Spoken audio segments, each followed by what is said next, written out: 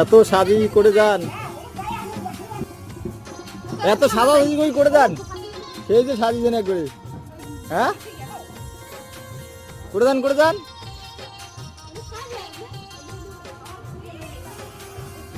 তো গাইস দেখছেন এই যে একবারে সবাই হলুদ শাড়ি পরে যে দেখেন দেয়ারের বিয়েও, দেয়ারের বিয়ের জলবাড়ির যাবে, দেখেন সবাই হলুদ শাড়ি পরছে।